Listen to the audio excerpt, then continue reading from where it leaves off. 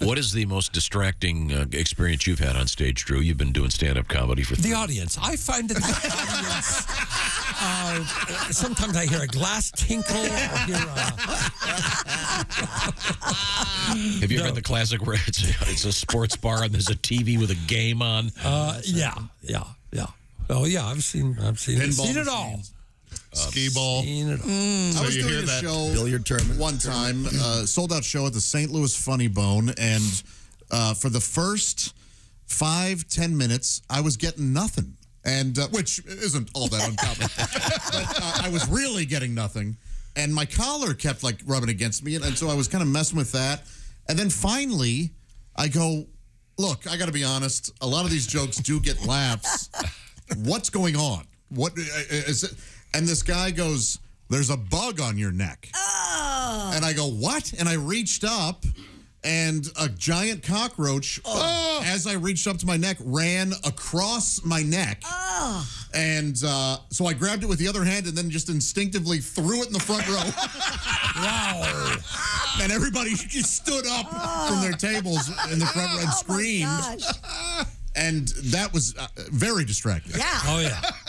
You guys sat there for 10 minutes and watched a bug run around my neck? Wow. You didn't say anything? And a cockroach? Does that mean oh, never mind. Well, it turned out that the neighboring restaurant had just fumigated, so all the cockroaches ran to the comedy club. Yeah. That happens. Could have been worse. Could have been crickets. Well, I normally get those, but they stay in the audience. There's a great story from the terrific comedian Larry Miller. He was doing a college, and he did a whole lot of tours early on with Seinfeld, and he's as good as anyone out there. And Larry was doing some story, and he just was killing the audience. All of a sudden, total silence, nothing for the last 30 minutes of his show.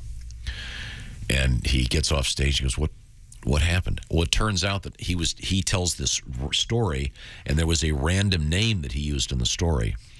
And it turned out that name happened to be of someone who had very recently been involved in a fatal, tragic accident on campus. Yes. Whoa. Yeah, it was a fire. A student who had recently died. Thanks, Pat. I was trying to make it that's why I know the story. So they thought he was just being a monster by referencing that. Yes. I was doing a show one time, opening for someone in the adjoining room when I noticed an ambulance pull up outside, and I get a note, "Go long, Pat has to go to the hospital." Oh, my God. And I don't think Pat we need had to bring a minor that up. heart attack while I was on stage, and Wow. so I had to... You had to do the whole time, didn't you? I did, and unfortunately, at the time, I barely had 22 minutes, and I had to string out into an hour and a half. I heard you did great. Oh, Now, thanks, Pat. the- I'm just the glad you're ER okay, room. buddy. The opposite of that, and I may get this story somewhat wrong. The opposite of that was a show. I think it was like Mike Birbiglia, Drew Hastings, and Pat was going last because he's got the music, and someone went 42 minutes too long. It was Drew, and the guy said, you guys had another show to do, so the guy goes up to Pat and he goes, 5 minutes.